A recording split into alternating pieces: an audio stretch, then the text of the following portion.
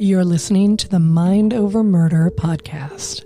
My name is Bill Thomas. I'm a writer, consulting producer, and now podcaster. I am now trying to use my experience as the brother of a murder victim to help other victims of violent crime. I'm working on a book on the unsolved Colonial Parkway Murders, and I'm the co-administrator of the Colonial Parkway Murders Facebook group, together with Kristin Dilley. My name is Kristin Dilley. I'm a writer, a researcher, a teacher, and a victims advocate, as well as the social media manager and co-administrator for the Colonial Parkway Murders Facebook page with my partner in crime, Bill Thomas.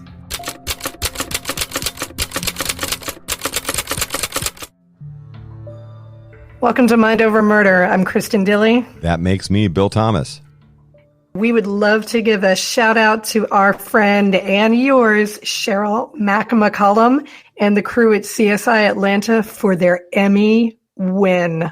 Way to go. Congratulations, Mac and team. We just think it's great that you let us hang out with you, and we want to come over at some point, when we can travel, and touch your Emmy, which are really big and have big pointy things at the top. I've seen them in person before.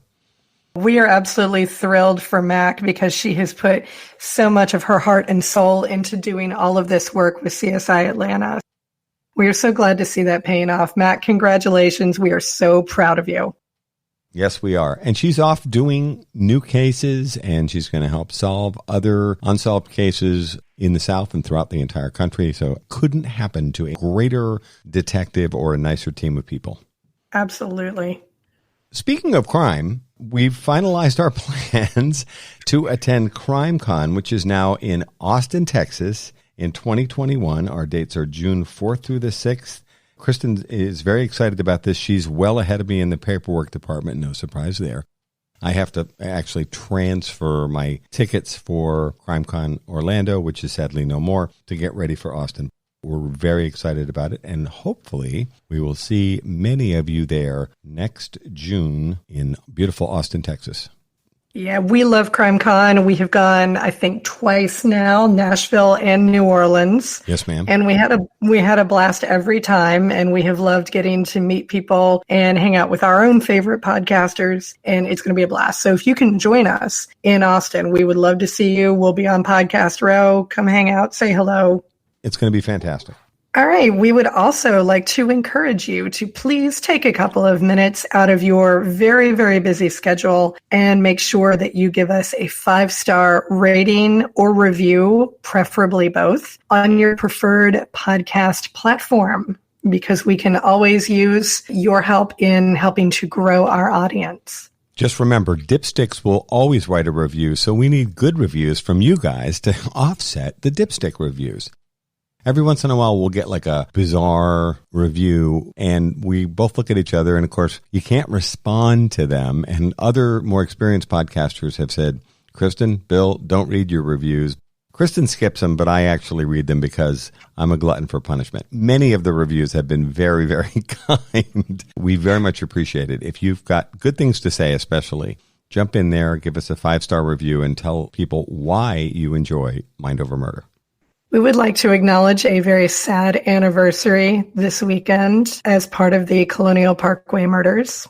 We would like to acknowledge the lives and the spirits of Robin Edwards and David Knobling, who disappeared on September the 20th from the Ragged Island Wildlife Preserve in 1987.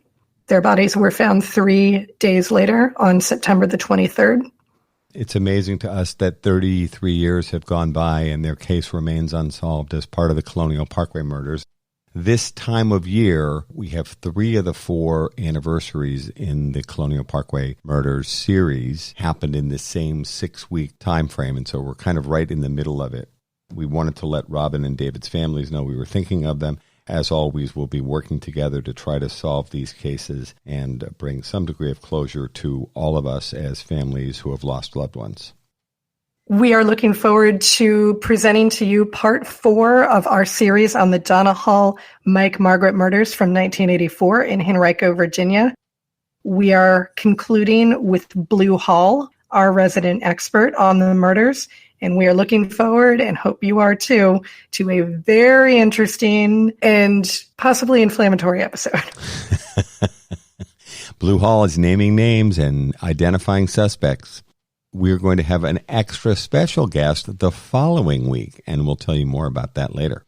Thank you so much for listening to Mind Over Murder. We hope to see you next time.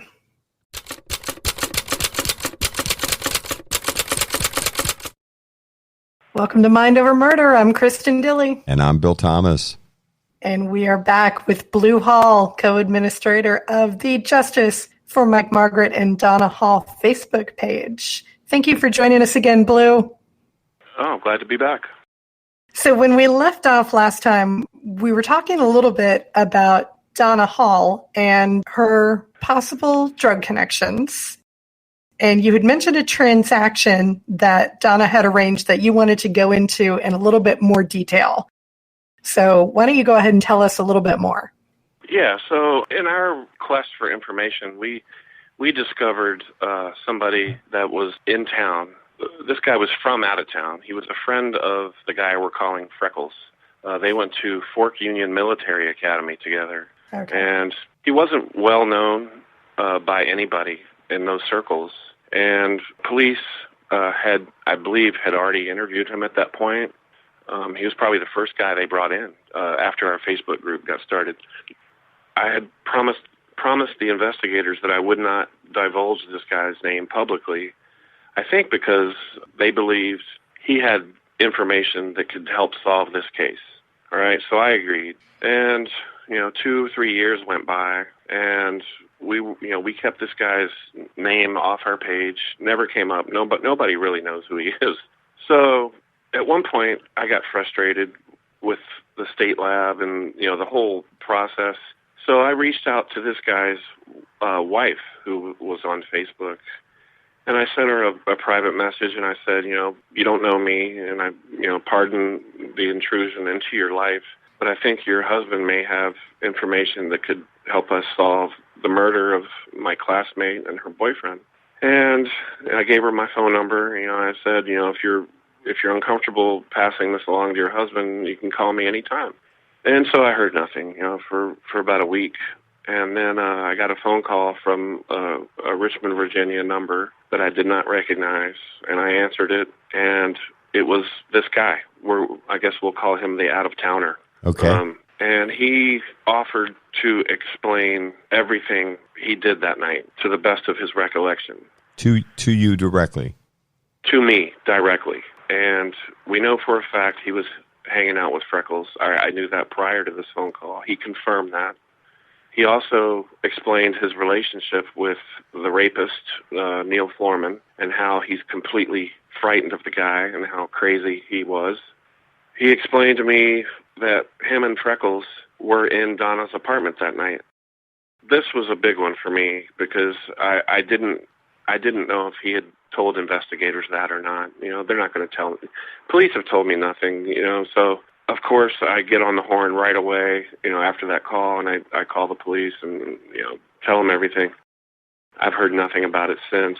I know they interviewed Freckles after that about break-ins, part of the midget squad and all that, and he confessed to raiding refrigerators or whatnot. But this guy, the out-of-towner, told me, he and Freckles sold Donna a small bag of marijuana early that evening. I don't know about what time, he didn't tell me, but Donna had arranged a drug buy for them. They were looking for harder drugs, cocaine, and I believe they went across the river, got some cocaine, and they partied with Neil Florman at his home with the two of the girls that Donna was with in her car earlier, and another guy who that other guy, got dropped off at a bar and spent the night in Richmond City Jail. So he's been pretty much eliminated as a suspect. And when you talk about across the river, what river are we talking about, and where does that take you in terms of towns or what have you? Yeah, across the river means into the south side of Richmond or Chesterfield County. Got it. It's all part of the major Richmond metropolitan area. Right, and this is where Florman lived at that time? No, he lived on the north side of the river. He was probably just a couple miles. His home was just a couple miles away from the murder scene. Mm-hmm. you have a group of people partying with Neil Florman and engaged in a drug deal on the south side of town? Yeah, I don't know if Florman was a part of that drug deal. Got it. So but I do know drugs were acquired and ended up at the Florman home, and I can just speculate that they ran out of drugs and were looking for more. I'm going to assume those two girls knew Donna had money and was looking to buy a large amount of drugs. Did they end up back at Kings Crossing Apartments? Did something go wrong there? I don't know. I think it's worth looking into. And I think the out-of-towner, this guy, is willing to talk. He's just frightened. He needs to tell us what he knows publicly. Let's get the conversation started. And even with Neil Florman currently incarcerated for the Florida rape, this guy's still afraid of Neil Florman? Yeah, I've only talked to him once. It's been a couple of years now, so I just assumed he is. That's very interesting. And by the way, you referenced something that's worth revisiting briefly, Blue, which is we share your frustration with the communication with law enforcement is often very one-sided. I think your experience probably will line up with mine. They will pump you for everything you know, but won't tell you very much and certainly rarely confirm information that you've received. Have you had a similar experience? Yeah, but I think that's fair. I mean, that's their job, is to get information. At a certain point, are they responsible for telling victims' families detailed information? I don't know. Our job is just to give the police their information. That's their job. Right. We're not trying to play armchair detective here. Although at times we do find ourselves in that role. Mm-hmm. Or we feel like that. But that's not what we want. We don't want to step on law enforcement toes either. That's they asked me not to divulge this guy's name. I'm not going to do it.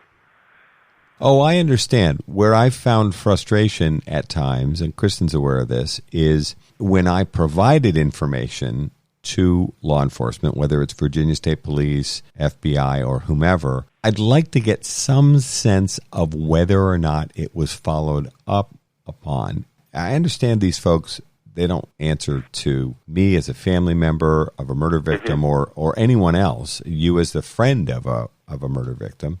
All three of us on this podcast are wearing the advocate hat of some sort. I get that law enforcement doesn't answer to us, far from it. Ultimately, it doesn't matter if we think we've solved a case or whatever. I put air quotes around that. What matters is, can law enforcement solve a case, and then can they move it towards something that's actionable, that could result in an arrest, an indictment, a conviction, and surviving appeals. That's ultimately what investigators and then prosecutors are looking to do. And they have to run this process, but particularly when we're talking about cases that get so drawn out, 3 decades, a lot of balls get dropped. And yeah, I agree. It's frustrating. It would be awesome to know if they followed up on this, or not. They've already interviewed the guy. I do know that. He told me that, this guy who called me the out-of-towner. Did he tell the police the exact same thing he told me? I don't know. Isn't that enough for a grand jury to be convened? Let's see what these guys told who and when. Let's see if they can turn on each other. Let's, call me as a witness. I'll testify what this guy told me. Well, and I get your frustration, and you didn't even reach out to the out-of-towner, and I do like the nickname, until there had been some substantial delay from when his name first came up to, you reached out to him through his wife on social media. Am I following you correctly? Yes. So at that point, you had let, months or even years go by, and I think you were fairly patient. I believe I was patient, yes. So what is the current status of the case right at the moment? Can you give us some information about that? I can, to the best of my knowledge, the case is still an open cold case. It's at the top of the list of the cold case unit. Now, having said that, I don't believe there is a full-time detective working cold case. I believe there's at least 1, maybe 2 retired police that come in and go through those files, without full badge power, if you will. I don't think they're allowed to go out into the streets and interview people. They're essentially tied to a desk and take phone calls and look through files. I don't think that's good enough. I think they need somebody full-time in there. And, one of the biggest hindrances to cold cases when they have detectives working active cases at the same time they're working cold cases. It's just not efficient. You got to focus on these cold cases, right? Do you agree? Well, absolutely. Completely, yes. And we've seen the same thing in our case, both with the Virginia State Police and the FBI. When did Detective Holsinger retire and move on? Approximately how far back is that? Oh, gosh, I'm so bad with time. It's been probably a year at least. I was thinking it's between 1 and 2 years. So yeah, something like that. Since Holsinger moved on. Yeah. And he, I'm sure he still talks to those guys. They're friends. They work together for years. They're just not going to cut ties. But, Thomas had a vested interest in solving this case. He was a classmate of Mike's. And, Thomas was great. He gave us his personal cell phone number, and I can't tell you how many times I came across a piece of information when I was back there. I was going through court records. I was going through the public library when I was there. Came across something just like wow factors, right? And I'd call him up at, 5, 6 o'clock, 7 o'clock, 9 o'clock at night, and he was there for us, right? He was just fantastic. And I just don't get the same level of enthusiasm right now. There's nobody in cold case except maybe a retired detective. So. Right. And in some cases, the retired detectives aren't even doing this work full time. They come in right. A couple of days a week or what have you.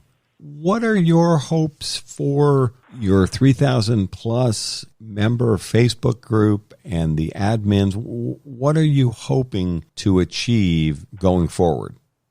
Well, obviously, ultimately, for this case to be solved, whether it be with the help of this Facebook group or the police working on their own or any combination of those two, I feel in my bones this case is solvable, and I see it being solved and there being a huge party and me flying back to Virginia and just giving those detectives a big hug and high fives, high-fiving Scott Margaret, giving that guy a big hug and Allison and, all Donna's friends, gives me goosebumps thinking about it.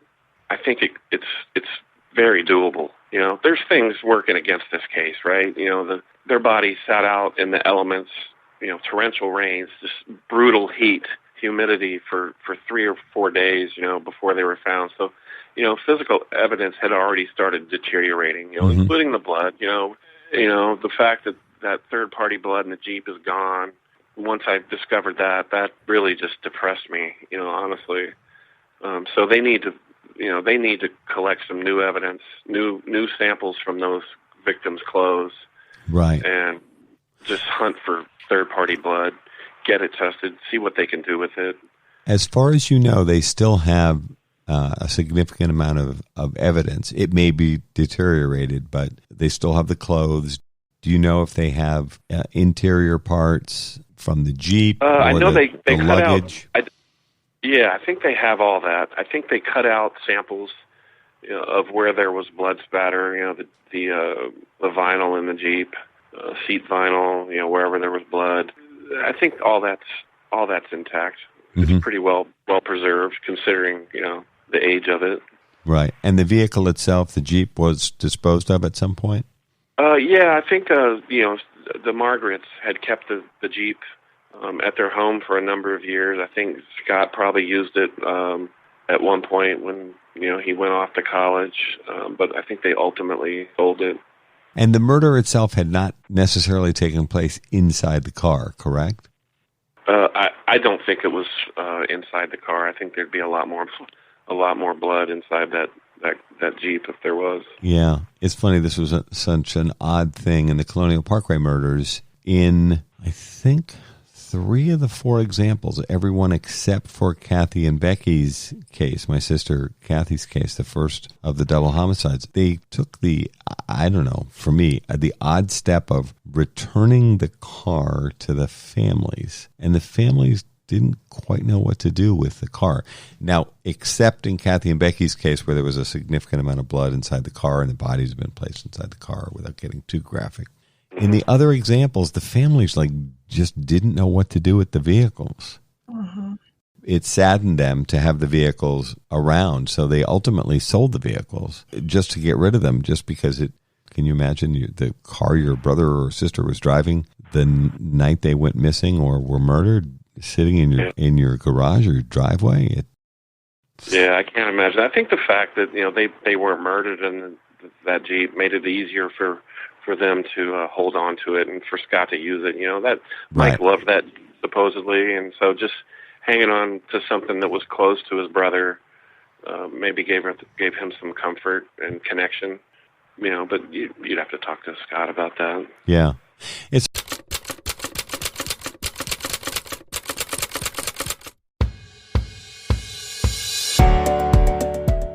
One of the most frequent questions we're asked here at Mind Over Murder is, how can I help? Thanks to Othram, a leading forensic DNA testing lab for law enforcement, you can get involved and help solve real cases. If you have tested at a consumer genetics company, you can contribute your data to DNAsolves.com. The process is easy and confidential. Just 2 simple steps. Your DNA might be the missing piece that helped solve the identity of an unknown person.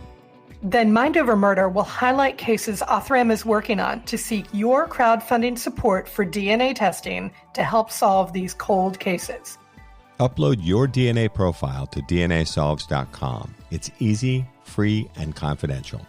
Then join Mind Over Murder as we help families find answers with Othram and DNAsolves.com.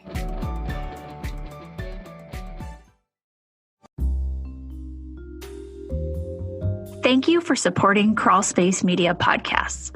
I'm here to tell you about LA Not So Confidential, the forensic psychology and true crime podcast brought to you by me, Dr. Shiloh, and this guy. Hey, I'm her bestie and co-host, Dr. Scott. She was a cop and I was a Hollywood casting director. Now we're both forensic psychologists working in Los Angeles. Twice a month, we bring you a classic or contemporary true crime story. We apply the real psychological concepts behind the story and dish on the media's representations of those cases. Subscribe now to LA Not So Confidential, wherever you get your Crawl Space Media podcasts. True crime, psychology, and snark. Trust us, we're doctors.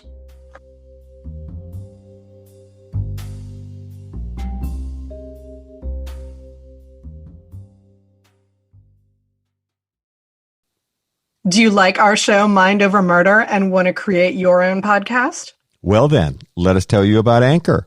First of all, it's free. And who doesn't love free, right? I like free. There's creation tools that allow you to record and edit your podcast right from your phone or computer.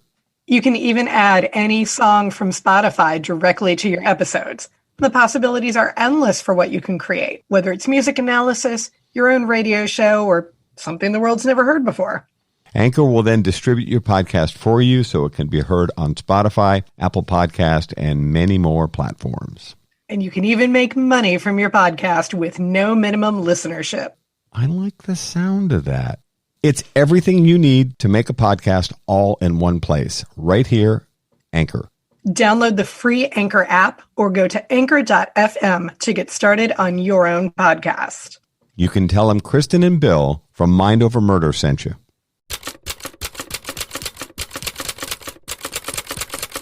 Funny too, we did some research when we spoke about the Grateful Dead the other day and the potential connection. Your recollection is completely spot on. Richmond had been a regular tour stop for the Grateful Dead for a number of years. You know, they were touring a lot. And then those back-to-back shows in fall 84 and then fall 85. That was the end of it. That was the end of it. And so it's funny, I saw figures, and the history of the Grateful Dead is available in incredible depth online because they've got, you know, this incredible fan base and this great connection with their fans. So that drug crackdown that you talked about that happened in 1985 effectively ended the Grateful Dead's relationship with Richmond. And then the city actually made an effort to ban the Grateful Dead. And so they ended up continuing to play Virginia for decades after that. They never came back. And so they would play the other venues that you spoke about in Hampton and elsewhere. They weren't going to ignore their fans in Virginia, but they just stopped coming to Richmond. Yep, that's true. I told that to my brother yesterday, who is a Dead fan, and that just blew his mind. He was like, what? There was a lot of coverage that I found, too. It's amazing how the town fathers, if you will, there were probably some mothers in there, but political leadership in Richmond wanted to push the Grateful Dead out of town, basically. And that insane drug crackdown. And they claimed, and remember, law enforcement and political leaders, respectfully, have a lot of influence with local media. They reported that 200 plus fans rushed the doors at the show. And I'm not saying it didn't happen, but there was a claim that there was a riot, and again, Grateful Dead fans, it's a pretty mellow crowd, if you catch my drift. Yeah. Their claim was that there was a riot, basically, and that the fans rushed the doors and 200 plus people were arrested and all this stuff. And some of it, I thought, looked a little blown out of proportion. But the Grateful Dead were effectively banned in Richmond and stopped coming, and then they continued to tour extensively, and they always played Virginia markets, but they just never played Richmond again. Yeah, honestly, I don't think the city even needed to enact that ban. The Grateful Dead weren't going to come back after that. It was pretty obvious. But an interesting little tidbit, somebody had told me either that fall of 84 or fall of 85, the Dead actually dedicated a song to Mike and Donna. So there's bootleg tapes available online. I tried to find it, but sitting through 3 or 4 hours of music, I could never find it. But it'd be interesting if somebody could find that and post it. Well, it's interesting. Again, not being a fan of the band, but I respect their relationship with their fans. And as we talked about previously, they did promote and allow and facilitated taping of the shows. You weren't supposed to sell them. You were then just supposed to trade them, and there was a whole big underground culture of Grateful Dead tape trading. But interestingly, that fall 85 show is considered a peak show of Grateful Dead at their best in their mid-80s sound. So that show is available online in its full duration versus other shows where sometimes they'll pick a couple of songs and that'll be on a compilation tape. Interestingly, that fall 85 show, their last show in Richmond, is available in its entirety for Grateful Dead collectors. I found that interesting. Sad that there's a potential tie-in with Donna and Mike's murder. I think this is such an interesting example of a case where physical evidence isn't necessarily going to get us to the answer that is needed, but an understanding of the people involved, the culture of the time, the place where it took place. I can't think of a case where you really need to understand the people involved and the area that it was set in more than this one. I find this really, really fascinating. And everything that you've talked about on the site with the topic cards really underscores the fact that you have to understand a lot about the people who were involved with this to maybe come up with answers. I just find that really fascinating. This has been a very interesting way to approach this case.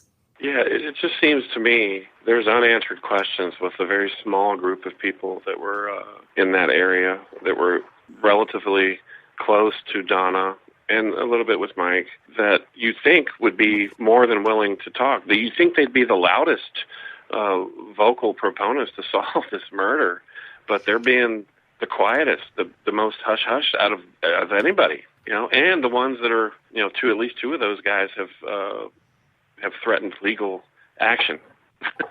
So, yeah, they claim to have loved him and protected, but no, they're just not saying a word.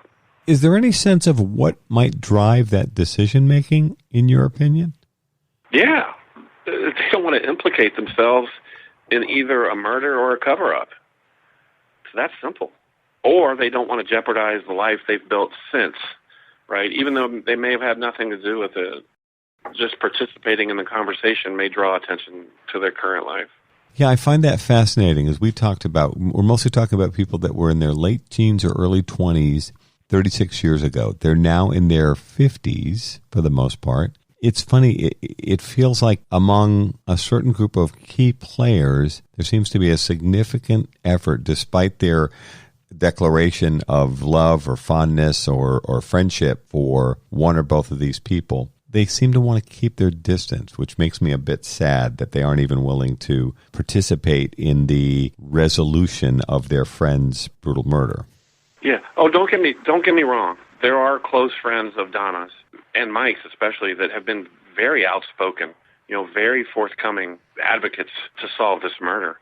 But that one group that was only moderately close to Donna and maybe Mike, I don't know, that are just being hush-hush. And those are the people with incredible criminal records since that happened. Guys that went on, at least two of those guys had become informants for the police. There was another guy. Let me just go. There was another guy. I'm going to call him Mushroom Boy. I reached out to him. There was a rumor, about a van with carpet being rolled up in it and set on fire that night of the murders, or the next night, or soon after the murders. I don't know when exactly it was.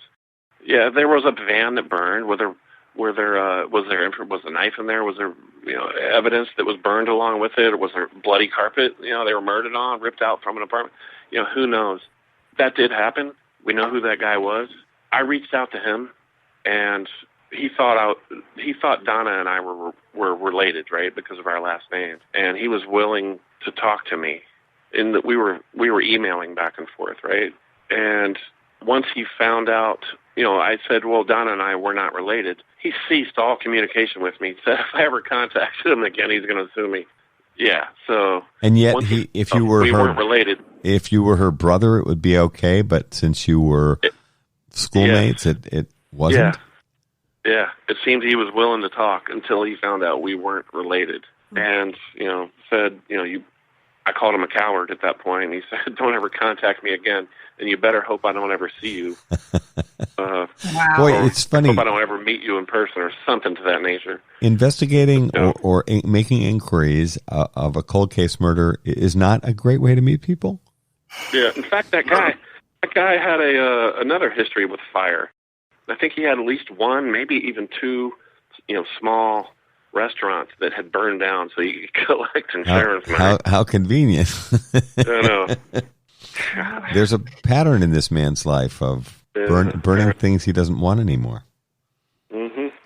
I know you don't want to see yourself as an armchair detective, Blue, but what's your sense of how many people would you put on a short list of suspects? 7. Yeah. 7.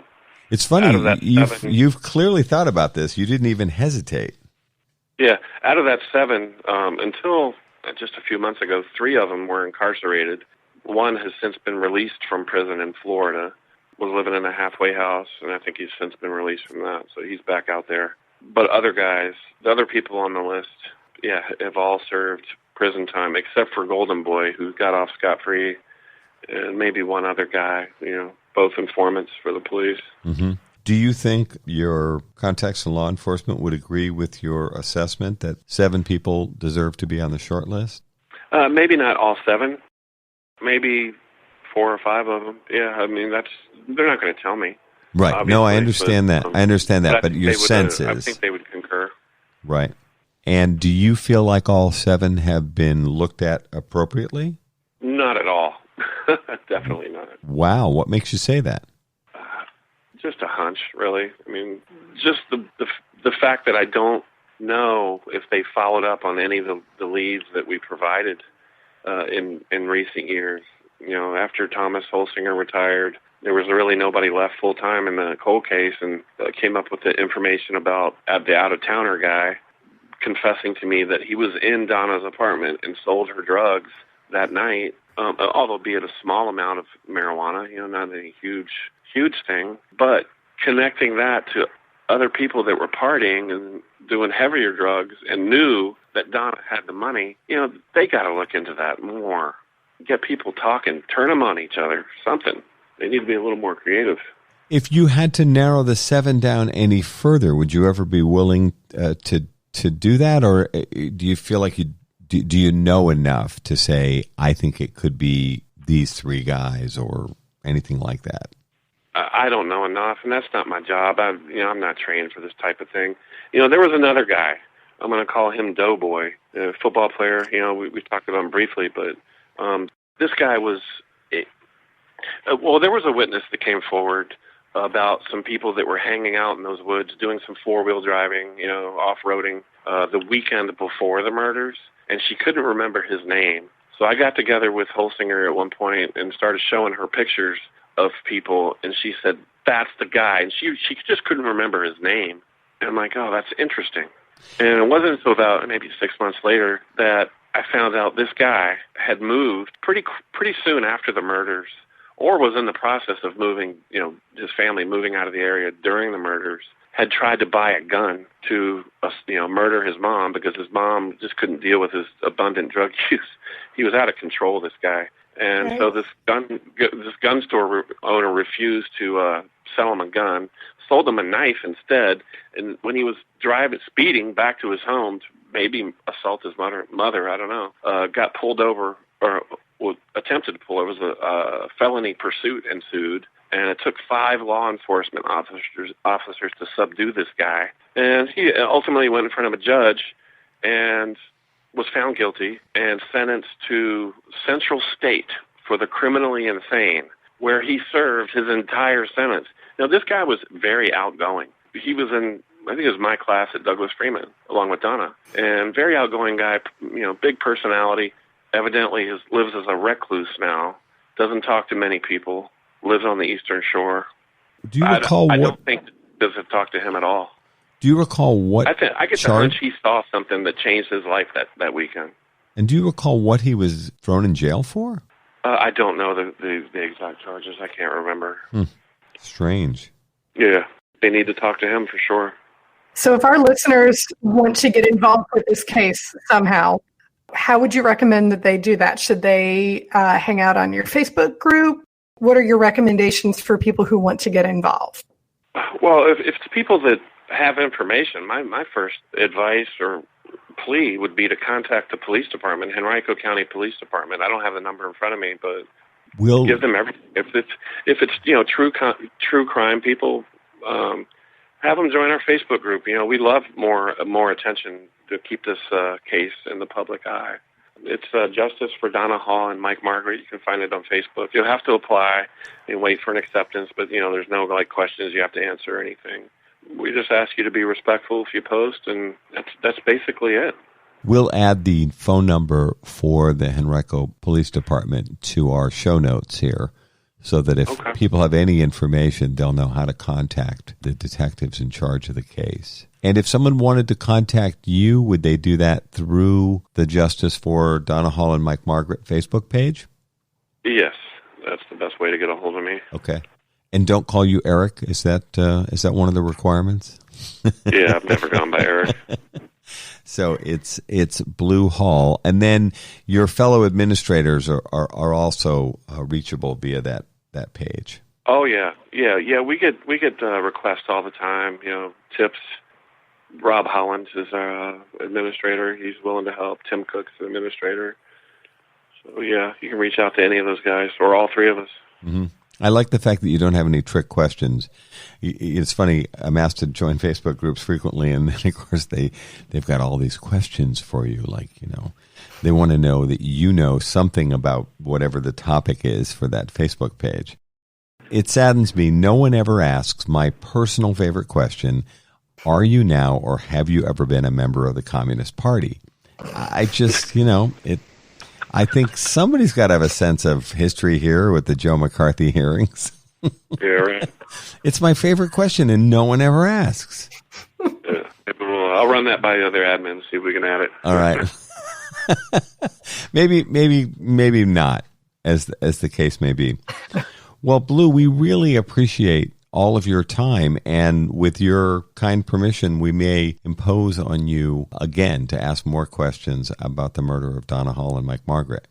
Absolutely. I'm glad to help, and thank you guys for allowing me to tell their stories. You know, Mike and Donna deserve to have this case solved. Their families deserve it.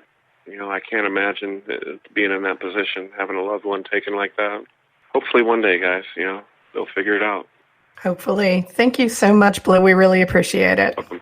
You're welcome. Thank you.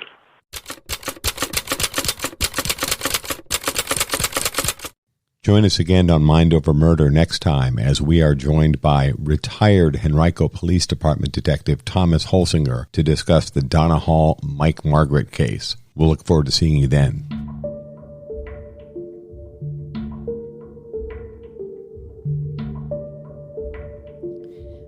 Mind Over Murder is a production of Absolute Zero and Another Dog Productions. Our executive producers are Bill Thomas and Kristin Dilley. Our logo art is by Pamela Arnois. Our theme music is by Kevin MacLeod. Mind Over Murder is distributed in partnership with Crawlspace Media. You can follow us on Facebook, Twitter, or Instagram. You can also follow our page on the Colonial Parkway Murders on Facebook. And finally, you can follow Bill Thomas on Twitter at BillThomas56. Thank you for listening to Mind Over Murder.